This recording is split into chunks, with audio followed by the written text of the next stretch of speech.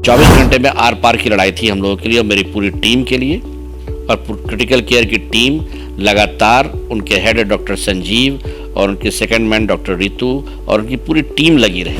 मेरी बच्ची आईजीएमएस के कारण मौत के मुंह से वापस आई है। इसके लिए मैं जिंदगी भर आईजीएमएस का शुक्रगुजार रहूँगा। पूरा का पूरा जो है लंग जो है राइट लोब जो इन्वॉल्व था और ये देख के लग रहा था कि ये कोई वायरल सिम्टम है। हालांकि बाद में ट्रीटमेंट अच्छे तरह से हम लोग लगे तो वो थोड़ा इम्प्रूव कर रही। 10 साल की उम्र में 14 तरह की दवाइयाँ इंजेक्शन के द्वारा चल रही। वेंटिलेटर पे डालने के थोड़े 1-2 घंटा बाद ही उसके सारे ऑर्गन धीरे धीरे काम करना बंद कर दिए, जिसको मेडिकल साइंस में मल्टी ऑर्गन फेल्योर बोलते हैं। तो अगर ये बात करें हम लोग के आईजीएमएस में और सीसीएम के बात करें तो यहाँ पर ये सचमुच ये पहला केस था हम लोग के लिए। तो 2 दिन के रिस्पांस के बाद जब बच्ची गड़बड़ाने लगी, इसका हर अंग फेल होने की तरफ आ गया, तो हम लोगों ने इसका टेस्ट करवाया और टेस्ट में हम लोगों को पता चला कि ये मिस ही है और कुछ सारा कुछ मतलब वेंटिलेटर पर उसके वाइटल ऑर्गन को कंट्रोल किया गया और ट्रीटमेंट चलता रहा। 10 साल की उम्र में 14 तरह की दवाइयाँ इंजेक्शन के द्वारा चल रही। नमस्कार, आप देख रहे हैं NBC 24 और मैं हूं आप सभी के साथ ब्रह्मचारी आशीष। इस कलयुग में डॉक्टर से बढ़ कर के कोई भगवान नहीं होता, जहां किसी भी अमीर गरीब की कुछ नहीं चलती।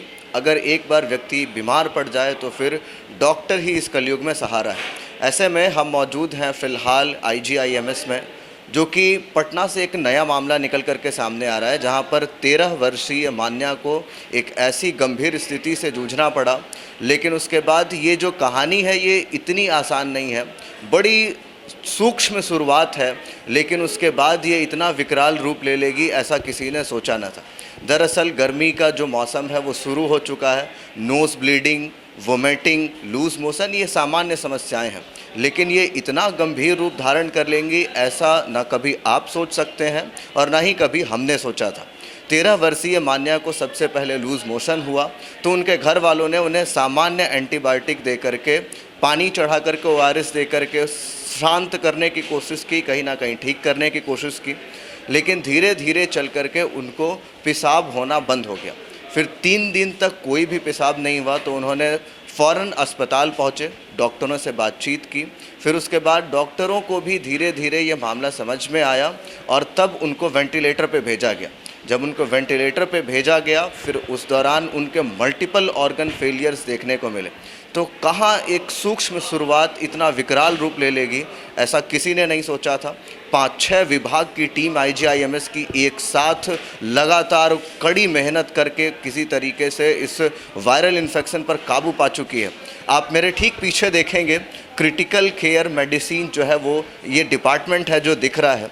ये डिपार्टमेंट दरअसल बिहार के बहुत कम अस्पतालों में होता है और यहीं पर उनकी इलाज जो है वो हुई है। हम अब धीरे धीरे भीतर चलेंगे, मान्या की भी तस्वीरें दिखाएंगे, उनके जो अभिभावक हैं उनसे भी बातचीत करने की कोशिश करेंगे, डॉक्टरों से भी मिलेंगे। जिस तरीके की समस्या रेयरेस्ट ऑफ द रेयर इस तरीके की समस्याएं देखने को मिलती हैं।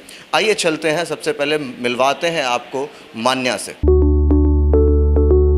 13 वर्षीय मान्या में जो केस पाए गए वो MIS-C यानी ठीक कहे तो मिस सी से जुड़ा हुआ मामला है, जो पहली बार इस तरीके से कभी देखा गया है।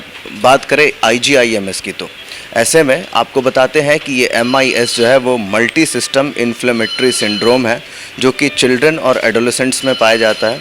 शून्य से लेकर के 19 वर्ष तक के बच्चों में इस तरीके की जो चीज़ें हैं वो देखने को मिल सकती हैं। इसी के साथ साथ आपको बताते हैं कि लक्षण क्या क्या होंगे इसमें। सबसे पहली बात है कि 3 दिन से ज़्यादा जो है फीवर जो है वो कहीं ना कहीं लगातार रहेगा।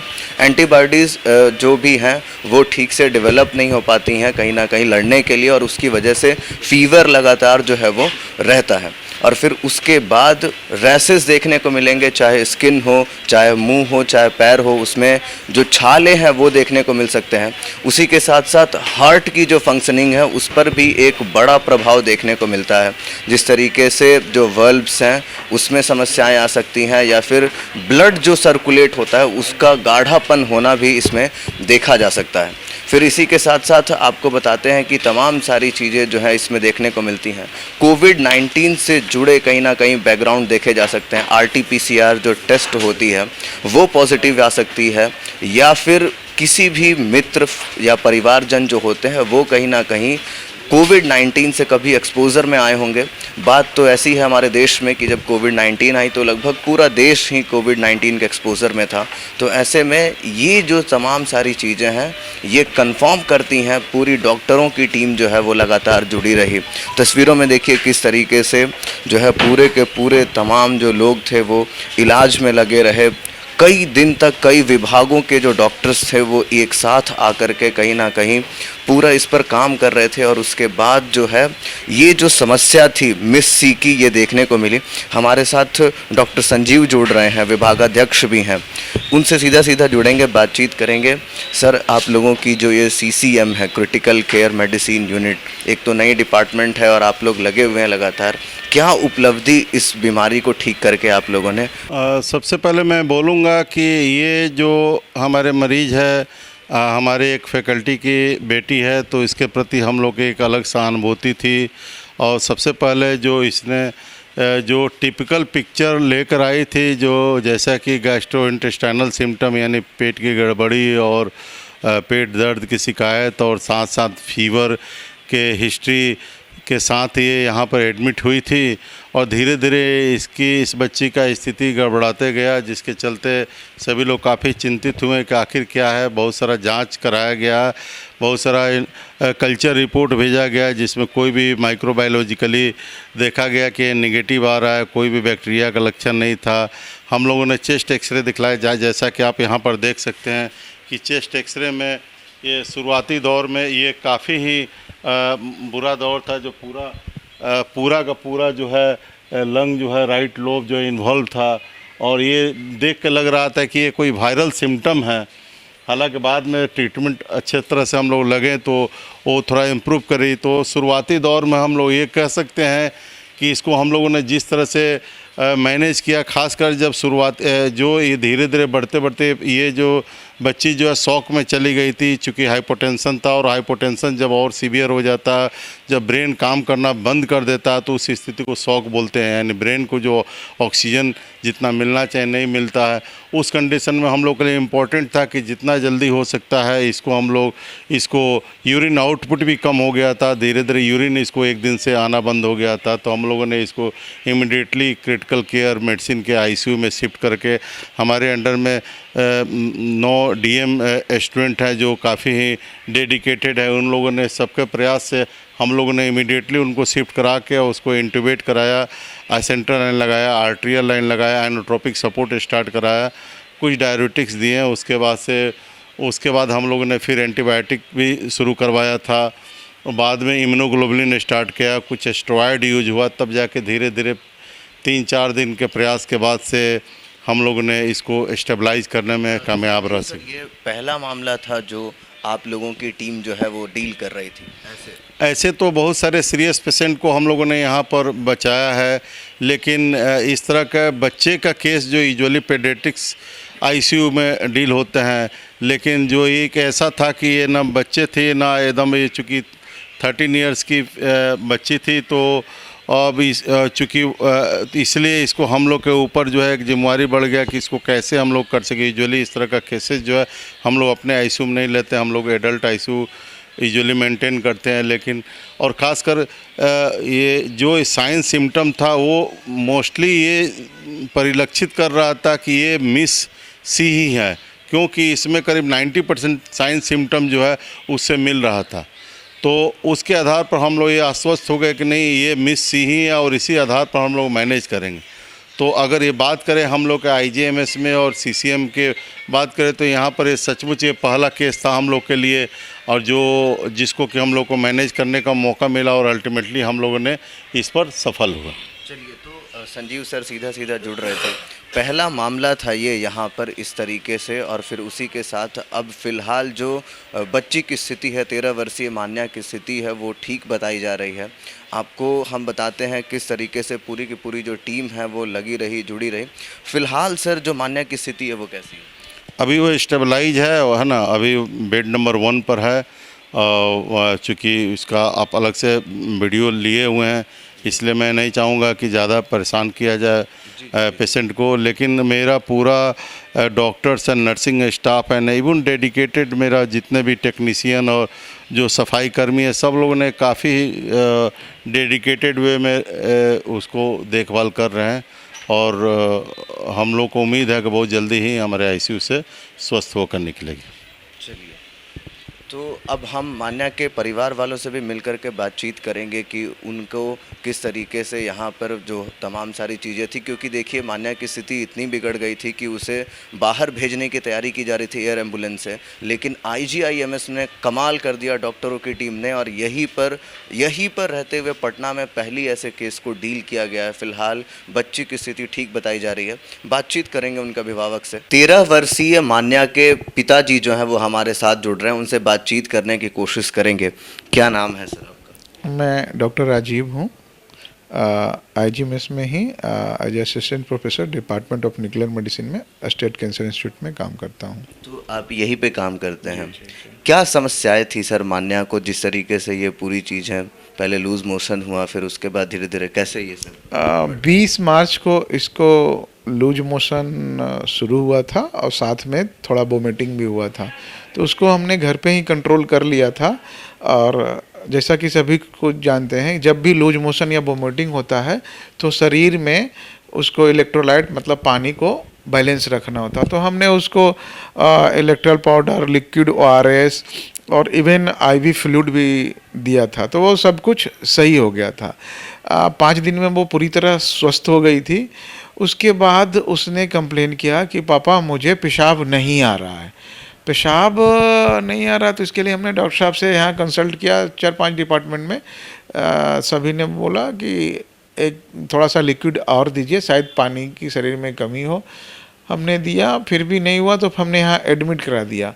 यहाँ पर एडमिट कराने के बाद डॉक्टर साहब ने 2-3-4 डिपार्टमेंट मिलके उसका इलाज किया। तो 3 दिन लगातार इधर पेशाब हुआ, मतलब दवाई के असर से। तो फिर उन्होंने कहा कि अब नॉर्मल हो गई है शायद, तो अब डिस्चार्ज कर देते हैं, कोई दिक्कत होगा तो फिर ले आइएगा। फिर हम उसको घर ले गए। 1 दिन तक तो पेशाब हुआ, उसके बाद फिर पेशाब आना बंद हो गया। फिर हम लेके यहाँ आए।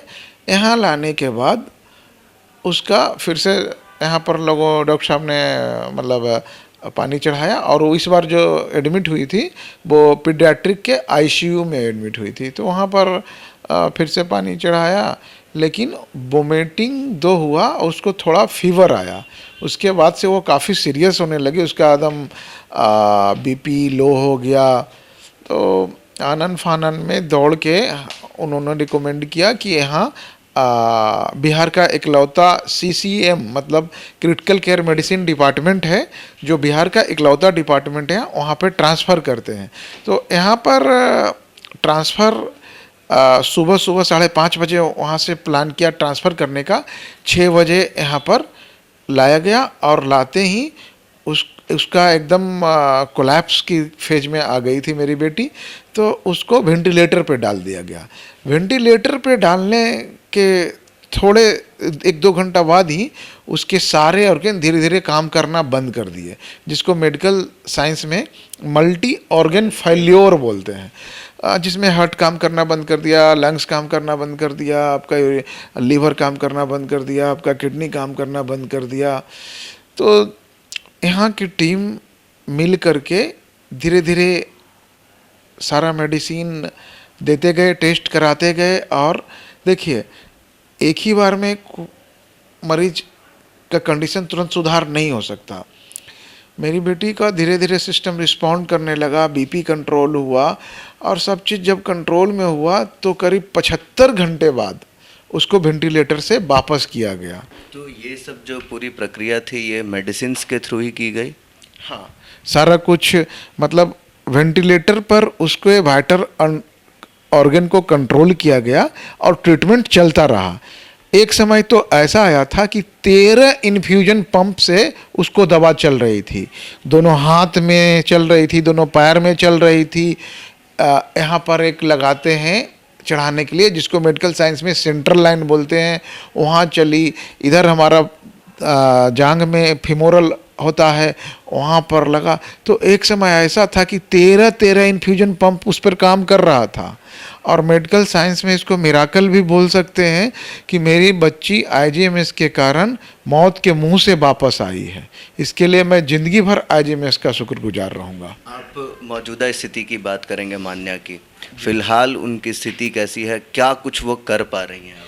अभी वो सारे मेडिकेशन जो चल रहा था वो सारे मेडिसिन बंद हो गए हैं। अभी भी आईसीयू में है। अभी उसका जो खाना है वो नाक के थ्रू एक राइल्स ट्यूब डाल के देते हैं, औसे जा रहा है। कल रात मैंने अपने हाथों से मुंह से उसको थोड़ा सा कुछ खिलाया हूँ। वो मेरे से 15 मिनट बात भी की है। और मैंने उससे पूछा कि मोबाइल चाहिए, उसने मोबाइल पे भी थोड़ा सा खेला है। और धीरे धीरे टुवार्ड द नॉर्मल आ रही है। अभी भी उसको इलाज की ज़रूरत है और धीरे धीरे इम्प्रूव करेगी। और अभी हार्ट में अभी थोड़ा सा प्रॉब्लम है जो कि हमको लगता है आने वाले समय में वो भी सही हो जाएगा।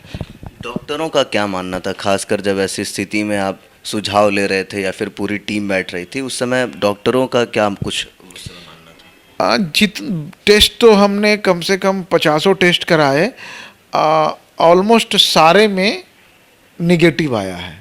फाइनल जो डायग्नोसिस आया था वायरल इन्फेक्शन का आया था।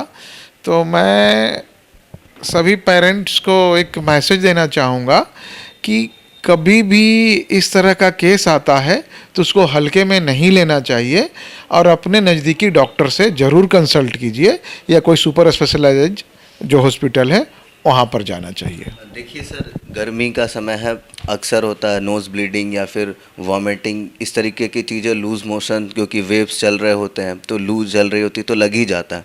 तो ऐसी स्थिति में आप यही सुझाव देंगे? हम यही सुझाव देंगे कि बच्चों को बॉडी को हाइड्रेटेड रखें, पानी खूब पिलाएं, लस्सी, छाछ, मट्ठा जो देना है वो दें, घर के बनाए हुए चीज़ ज़्यादा दें, बाहर की चीज़ कम खिलाएं। और अगर कोई प्रॉब्लम होता हो तो डॉक्टर से कंसल्ट करें, जो सबसे आपके नज़दीक डॉक्टर हैं उनको दिखाएं और इलाज कराएं। तो मान्या के पिताजी थे, सीधा हमने बातचीत की, असिस्टेंट प्रोफेसर भी हैं यहाँ पर। पूरी IGIMS टीम का इनको भरपूर जो है कहीं ना कहीं समर्थन मिला और फिर उसके बाद पूरी डॉक्टरों की टीम बैठी। लगभग 4-5 अलग अलग विभाग के डॉक्टरों की टीम बैठ करके इस पूरे समस्या का समाधान फ़िलहाल किया जा चुका है। और मान्या जो है हम आपको तस्वीरों में भी जिस तरीके से दिखा रहे थे किस तरीके से वो ठीक हो चुकी है और अब जो सामान्य स्थिति की ओर वो धीरे धीरे बढ़ रही है। खाना पीना भी धीरे धीरे शुरू हो चुका है। हमारे साथ IGIMS पटना के medical superintendent Shri Manish Mandal sir हैं, उनसे सीधा जुड़ेंगे। सर, 13 वर्षीय मान्या को जो ये मिस बीमारी थी, जो sir multi system inflammatory syndrome, ये मिस हो सकती थी, लेकिन आप लोगों ने जिस तरीके से दिन रात अहरनिश प्रयास किया, इस सफलता पर क्या कुछ कहेंगे? देखिए, हम लोग के लिए भी एक पहेली था। लूज मोशन यानी दस्त अगर किसी को हो रहा है और उसमें ये बीमारी सोचना किसी चिकित्सक के भी दिमाग से परे की बात थी। लेकिन हम लोगों ने अपने डेडिकेशन और डिवोशन से इस बीमारी को, यानी मल्टी इन्फ्लेमेटरी सिस्टम जो है, इसका इन्वॉल्वमेंट जो होता है, जैसा कि वर्ड ही है मिस, इसमें इन्फ्लेमेशन यानी सूजन पूरे बॉडी में हर अंग में होती है और ये सूजन जो है इसी की प्रतिक्रिया बॉडी देता है। जैसे किडनी में सूजन हो जाए, किडनी फेल कर जाता है, लिवर में सूजन हो जाए, लिवर फेल कर जाता है, लंग में सूजन हो जाए, सांस लेने में दिक्कत होती है, ब्रेन में सूजन हो जाए, आदमी डिसोरिएंटेड हो जाता है। तो इन्फ्लेमेशन पूरी बॉडी में होती है और इस मिस को हम लोगों ने मिस नहीं किया।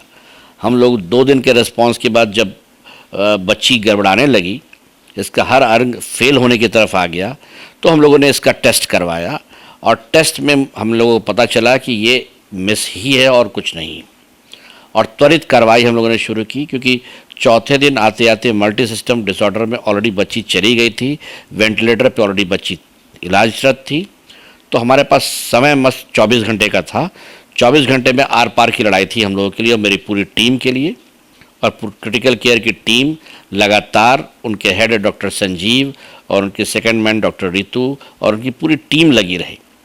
और इसमें दवा जो है वो रामबाण जिसको कहते हैं, वो रामबाण प्रेडिसोलोन ही होता है। और उस दवाई को जब सही डोज में दी गई तो जो सूजन थी वो आहिस्ते आहिस्ते कमने लगी। बच्ची का जो पेशाब नहीं हो रहा था वो पेशाब होने लगा, बच्ची की पॉटी नहीं हो रही थी वो भी होने लगी, बच्ची का जो भूख था वो भी आ गया, बच्ची आँख खोलने लगी और हर अंग, हार्ट रेट जो काफ़ी गड़बड़ चला था वो भी आने लगा। उसके लिए कई दवाइयाँ चल रही थी। 13 साल की उम्र में 14 तरह की दवाइयाँ इंजेक्शन के द्वारा चल रही थी और वो इन्फ्यूजन में चल रही थी। तो बहुत बड़ा चैलेंज था। और उससे ऊपर हमारे बीच के एक डॉक्टर थे, उन्हीं की लड़की थी, तो हर लोग इमोशनली भी अटैच था। प्रैक्टिकली और क्लिनिकली तो था ही, इमोशनली भी अटैच था।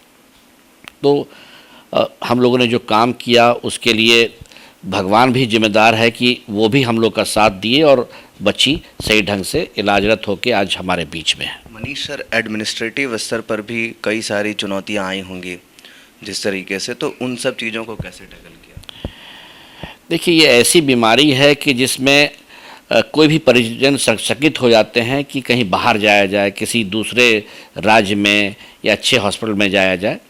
तो मैंने कोशिश की कि जो इनके माता पिता हैं बच्चे के, उनको काउंसल करने की। और लिवर ट्रांसप्लांट पे हमारी ट्रेनिंग भी हुई थी कि कैसे काउंसलिंग की जाती है, कैसे समझाया जाता है। तो हम लोगों ने अच्छे तरीके से, पर्सनली मैं इनके दोनों पेरेंट्स से बात किया, फादर डॉक्टर हैं उनसे भी बात किया, मदर हाउसवाइफ है उनसे भी बात किया और उन लोगों को समझाया कि इलाज आप कहीं भी करा सकते हैं, लेकिन दूसरे जगह जाएंगे तो सिर्फ आप पेशेंट रह के बन जाते हैं। लेकिन जब आप यहाँ हैं और यहाँ के कर्मी हैं और चिकित्सक हैं, तो भावनात्मक तरीके से हर कोई आपसे जुड़ा हुआ है, चाहे वो सफाई कर्मचारी हो, चाहे HOD हो, चाहे एडमिनिस्ट्रेशन हो। तो मैंने उनसे निवेदन किया कि आप इलाज कराएं। हाँ, जब भी आपको लगे कि आपका इलाज यहाँ कारगर नहीं हो रहा है, आप स्वतंत्र हैं, आप कहीं भी ले जा सकते हैं। मुझे खुशी है कि मेरे समझाने पर दोनों माता पिता मेरे साथ रहे, मुझे कार्य करने का और मेरे टीम को कार्य करने का मौका दिया और उसका परिणाम है कि बच्ची आज हम लोग के बीच में सही तरीके से जी रही है। पहला केस था सर, मेरी बातचीत हो रही थी तो डिपार्टमेंट जो CCM है इसने ये पहला केस हैंडल किया था। बड़ी चुनौतियां रही होंगी, आप लोग सफल हुए, ऐसे में डिपार्टमेंट पे क्या कुछ कहेंगे? डिपार्टमेंट में डेडिकेशन और डिवोशन बहुत अच्छी है और कोऑर्डिनेशन भी अच्छी है। कोई भी जंग जीतने के लिए या इवन क्रिकेट मैच जीतने के लिए सिर्फ बैटिंग नहीं चाहिए, बैटिंग के साथ फील्डिंग भी उतनी अच्छी होनी चाहिए और कोऑर्डिनेशन भी अच्छी होनी चाहिए। तात्पर्य ये है कि इलाज को क्रियान्वित करना और मुकाम तक पहुंचाना, इसमें कोऑर्डिनेशन की ज़रूरत होती है और हर आदमी का इसमें श्रेय होता है। सफाई कर्मचारी अगर सफाई अच्छे से न करे तो इन्फेक्शन फैलेगा।